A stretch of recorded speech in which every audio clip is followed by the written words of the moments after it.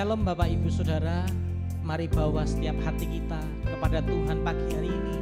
Kita percaya saat kita hampiri hadirat Tuhan, kasih-Nya menerangi setiap hidup kita. Terima kasih Tuhan. Aku berjalan, kasih-Mu menerangi langkahku.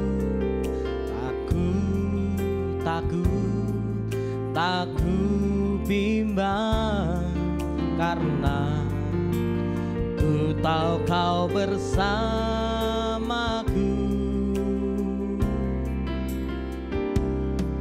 Saat ku berjalan, kasih-Mu menerangi langkahku. Takut bimbang, karena ku tahu Kau bersamaku. Lebih tahu yang terbaik bagiku, Kau lebih sanggup pulihkan hidupku. Berserah, ku percaya hanya Yesus penolong yang setia. Kau lebih tahu yang terbaik bagiku, Kau lebih sanggup pulihkan hidupku. Ku berserah, ku percaya hanya Yesus penolong yang setia. Terima kasih Tuhan. Saat ku berjalan, kasih-Mu menerangi langkahku. Takut bimbang, karena ku tahu Kau bersamaku. Kau lebih tahu yang terbaik bagiku, Kau lebih sanggup pulihkan hidupku.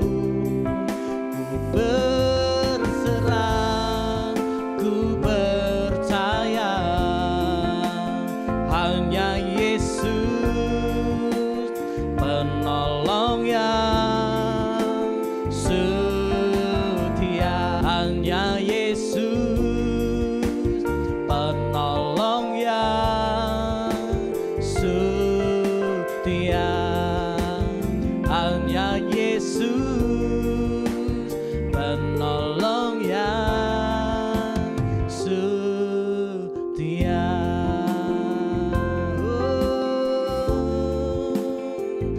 Kau penolong kami Tuhan, Kau setia. Terima kasih Tuhan, Kau tunjukkan kasih setia-Mu bagi setiap hidup kami.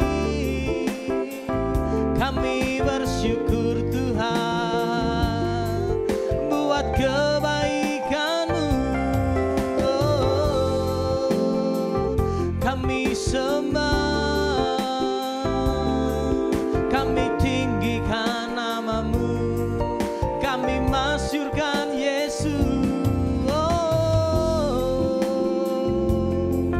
Kami berserah padamu, kami percaya kuasa-Mu mengalir.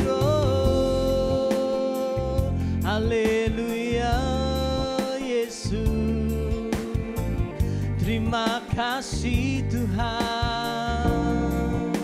Haleluya,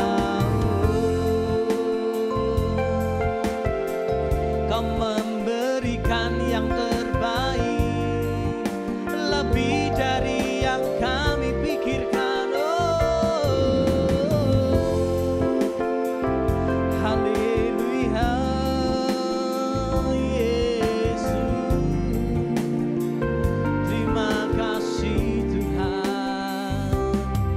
Kami bersyukur, kami berterima kasih, kami bersyukur.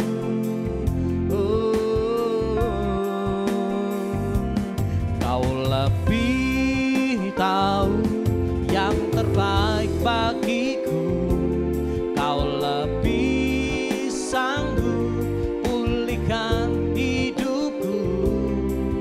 Ku berserah, ku percaya, hanya Yesus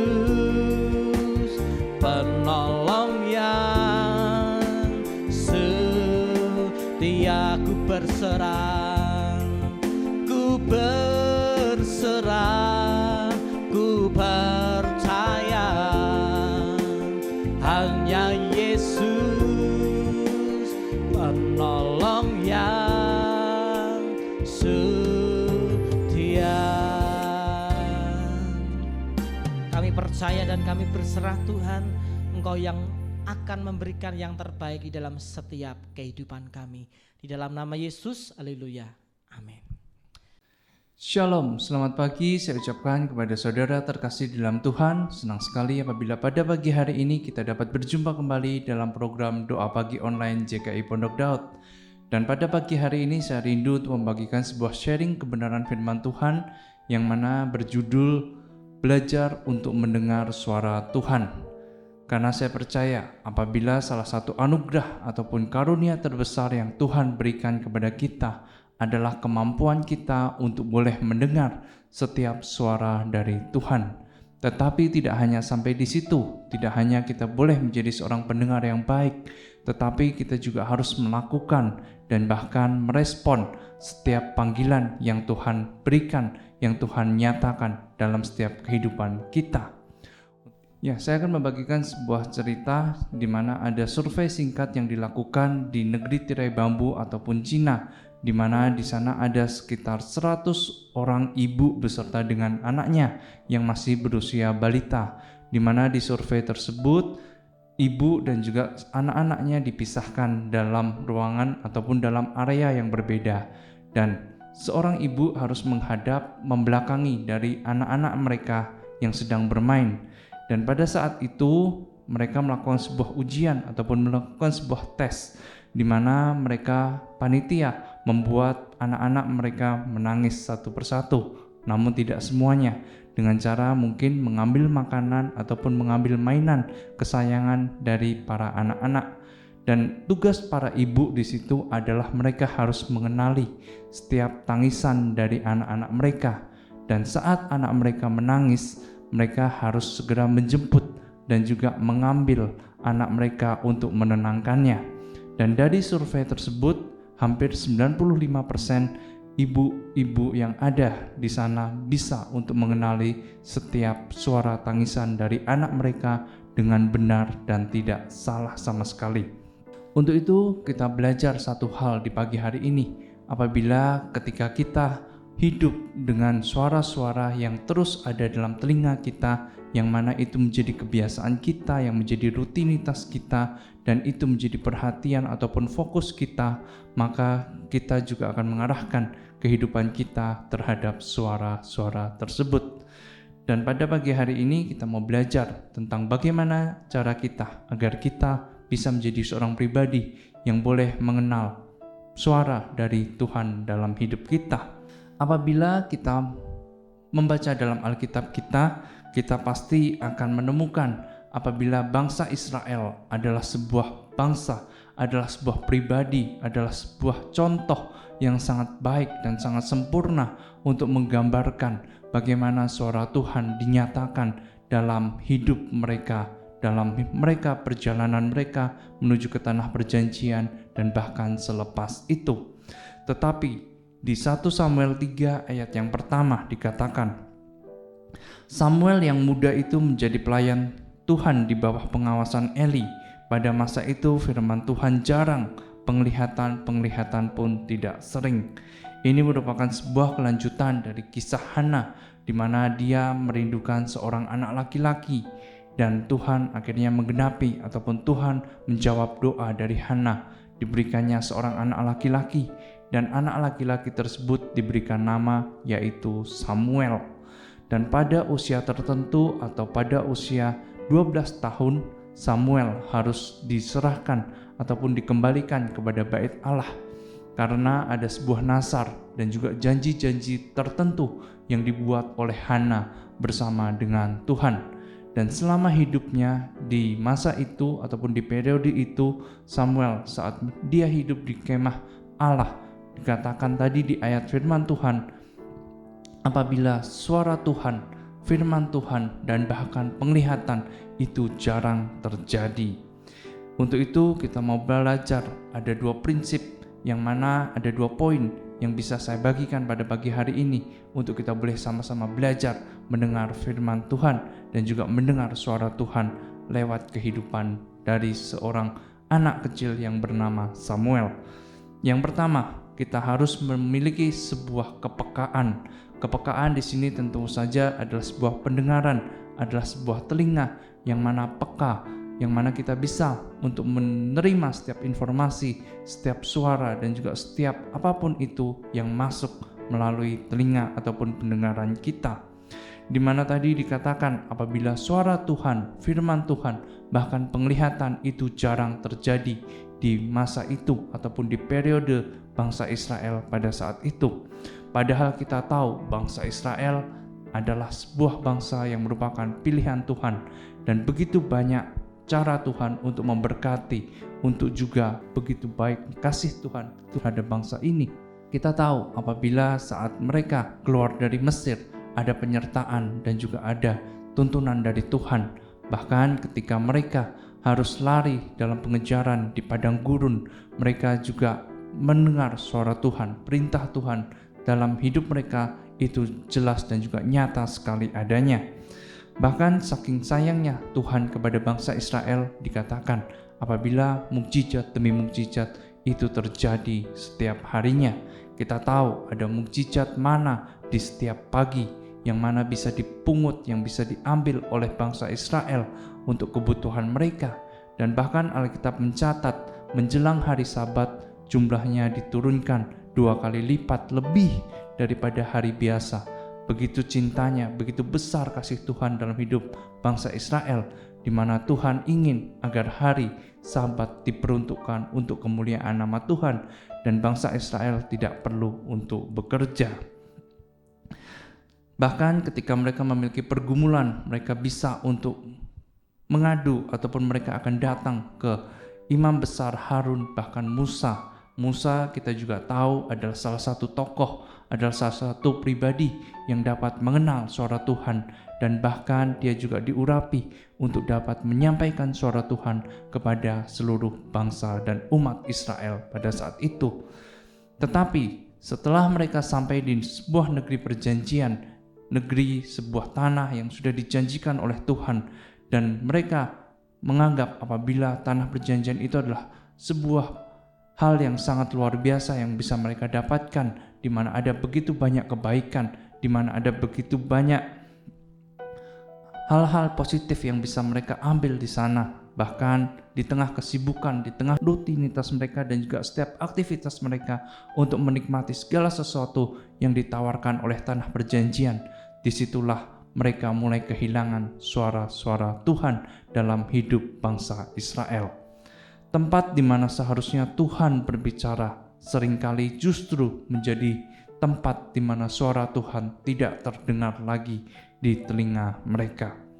Mengapa demikian? Karena mungkin suara dunia itu jauh lebih berisik, suara dunia jauh lebih bising, dan juga suara dunia itu jauh lebih menjanjikan, lebih menggoda daripada suara Tuhan yang mana tidak bisa untuk kita dengar secara langsung. Dan seharusnya ketika suara dunia yang jauh lebih lantang, yang jauh lebih berisik, yang jauh lebih bising, kita sebagai anak-anak Tuhan, kita sebagai umat pilihan Tuhan, sebagai mana tadi bangsa Israel, seharusnya kita adalah orang pertama yang mau untuk kita boleh belajar merenungkan tentang suara Tuhan. Tetapi di tengah kesibukan mereka, di tengah mereka melayani di kemah Daud dan lain sebagainya, bahkan itu juga terjadi terhadap Imam Eli, di mana kita tahu di dalam Alkitab mencatat apabila perlu waktu 3 kali ataupun 3 panggilan agar Eli bisa untuk merespon, agar Eli bisa paham apabila suara yang ada yang memanggil seorang anak kecil bernama Samuel di malam hari, di tengah malam, itu adalah suara Tuhan. Tetapi Tuhan adalah Tuhan yang baik dan Tuhan selalu berbicara, bahkan di saat-saat kita merasa tertekan, saat kita dalam banyak pergumulan ataupun ada banyak sekali masalah yang terjadi dalam hidup kita, suara Tuhan itu tidak pernah berhenti untuk kita bisa rasakan dan juga kita dengar. Tetapi yang menjadi masalah adalah kita seringkali menjadi seorang pribadi yang mana kita tidak peka terhadap suara Tuhan yang ada di sekitar kita. Saat kita dalam tekanan, saat kita dalam pergumulan, saat hidup kita ada dalam ambang batas kita yang tidak bisa lagi kita harapkan di sekitar kita ataupun di lingkungan kita, justru disitulah terkadang suara Tuhan itu lebih frontal, lebih jelas lagi dan juga bisa lebih kita rasakan lagi di dalam hidup kita. Untuk itu percayalah, saat kita memiliki sebuah kepekaan, maka kita bisa mendengar dengan jelas suara Tuhan dan juga apa yang Tuhan mau, pesan Tuhan, isi pesan Tuhan dan juga apa yang Tuhan ingin sampaikan dalam hidup setiap kita. 1 Petrus 4 ayat ke-7 dikatakan, kesudahan segala sesuatu sudah dekat, karena itu kuasailah dirimu dan jadilah tenang, supaya kamu dapat berdoa. Kita tahu apabila Tuhan memanggil Samuel di malam hari, karena Tuhan tahu apabila di waktu pagi hari, siang hari, bahkan sore hari, Samuel masih sibuk dengan kegiatannya, dengan aktivitasnya, dengan rutinitasnya yang ada di rumah Tuhan. Karena kita tahu apabila Imam Eli pada saat itu sudah berusia tua, sudah berusia lanjut, dan bahkan dikatakan juga ada sedikit gangguan penglihatan di Imam Eli. Untuk itu saya percaya apabila setiap tugas, setiap apapun yang dikerjakan oleh Samuel di rumah Tuhan itu dikerjakan oleh seorang diri. Dan ketika malam hari, ketika Samuel tertidur, ketika Samuel sudah menyelesaikan setiap urusan duniawinya, maka disitulah Tuhan baru berbicara kepada dia. Untuk itu Bapak Ibu dan juga saudara sekalian, sangat penting apabila kita boleh memiliki waktu kita dalam 1 kali 24 jam ini, kita boleh menghabiskan sedikit waktu kita untuk kita boleh memiliki waktu hening kita ataupun quality time bersama dengan Tuhan. Kita bisa melakukan saat teduh, kita bisa untuk memuji, membaca firman Tuhan, dan juga merenungkan firman Tuhan, bahkan merenungkan setiap kebaikan demi kebaikan yang Tuhan sudah nyatakan dalam setiap kita semua. Dan Samuel itu perlu dipanggil sebanyak 3 kali, di mana di panggilan pertama, panggilan kedua, dan juga panggilan ketiga, dia adalah seorang anak kecil. Dan tadi dikatakan di firman Tuhan di awal-awal, apabila suara Tuhan, firman Tuhan, penglihatan Tuhan itu jarang terjadi. Dan Samuel masih anak kecil, dia belum peka, dia belum pernah mengalami, dan juga dia belum pernah mendengar tentang suara Tuhan. Untuk itu pada panggilan pertama, kedua, dan juga ketiga, dia harus pergi ke Imam Eli, dia harus mendatangi Imam Eli, dia harus mengonfirmasi untuk kebenarannya, apakah itu adalah suara dari Imam Eli ataukah suara dari yang lainnya. Dan dikatakan apabila itu bukan suara dari Imam Eli, dan Imam Eli menyuruh Samuel untuk kembali tidur, dan juga kembali tidur. Dan barulah di panggilan yang ketiga, Imam Eli mengerti, Imam Eli mengetahui apabila suara tersebut adalah sebenarnya suara dari Tuhan. Untuk itu Imam Eli berpesan kepada Samuel di 1 Samuel 3 ayat yang ke-9. Sebab itu berkatalah Eli kepada Samuel, pergilah tidur, dan apabila ia memanggil engkau, katakanlah, berbicaralah Tuhan, sebab hambamu ini mendengar. Maka pergilah dan tidurlah ia di tempat tidurnya. Bapak, Ibu, dan juga saudara sekalian, ada satu pelajaran penting yang mana kita mau belajar, yaitu kepekaan. Kita harus menjadi seorang pribadi yang peka untuk kita boleh mendengar suara Tuhan dalam kehidupan kita. Yang kedua, yang harus kita miliki adalah sebuah ketaatan. Samuel ketika dia selesai mendengar suara ataupun isi pesan dari Tuhan, lalu Imam Eli langsung memanggilnya. Imam Eli menanyakan apa yang Tuhan katakan ataupun apa isi pesan Tuhan kepada seorang Samuel. Di situ Samuel adalah seorang murid. Di situ Samuel juga masih dalam usia yang sangat muda. Jadi bisa saja Samuel memilih untuk menjadi seorang pribadi yang tidak taat, di mana dia mungkin memiliki sebuah ketakutan apabila ia menyampaikan sesuatu kepada gurunya, yang mana isi pesan dari Tuhan kita tahu kepada Imam Eli adalah sesuatu yang tidak baik. Itu menyangkut tentang masa depan dari Imam Eli beserta dengan anak-anaknya. Jadi mungkin ada suatu waktu atau suatu kesempatan ketika Samuel merasa takut untuk menyampaikan isi pesan dari Tuhan kepada Nabi Eli tersebut.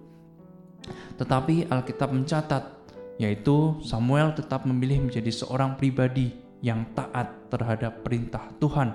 Dia menyampaikan isi pesan Tuhan dan juga firman Tuhan, tidak kurang dan juga tidak lebih dari setiap kata, dari setiap kalimat, dan juga dia menyampaikan apa isinya, apa adanya dari pesan Tuhan tersebut kepada Imam Eli. Dan Bapak, Ibu, dan juga saudara sekalian, apabila hari-hari ini kita mungkin belum bisa mendengar tentang suara Tuhan dalam hidup kita, ada satu hal yang sangat mudah yang bisa kita lakukan, yaitu kita bisa untuk membaca firman Tuhan dengan tekun dan juga taat. Karena saya percaya lewat firman Tuhan yang kita renungkan, yang kita dapatkan, itu juga bisa menjadi sebuah alat komunikasi di mana Tuhan berbicara kepada setiap kita. Firman Tuhan digabung dengan sebuah ketaatan adalah sebuah kombinasi yang sangat luar biasa untuk kita boleh belajar mengenal suara Tuhan dalam hidup kita. Dan saya akan menutup sharing firman saya dari kitab 1 Samuel 3 ayat yang ke-19. Dan Samuel makin besar dan Tuhan menyertai dia, dan tidak ada satupun dari firman-Nya itu yang dibiarkannya gugur. Untuk itu, mulai pada pagi hari ini saya berdoa untuk seluruh saudara sekalian agar firman Tuhan tidak pernah gugur, agar firman Tuhan tidak pernah sia-sia dalam kehidupan setiap saudara. Dan juga saya berdoa apabila setiap janji-janji yang Tuhan berikan dalam kehidupan kita semua akan segera digenapi oleh Tuhan. Ketika kita bisa untuk mendengar suara Tuhan, ketika kita mau untuk peka, dan juga ketika kita mau untuk memiliki sikap taat dalam hidup kita, semuanya itu pasti akan terjadi. Amin. Tuhan Yesus memberkati dan selamat melanjutkan aktivitas kembali.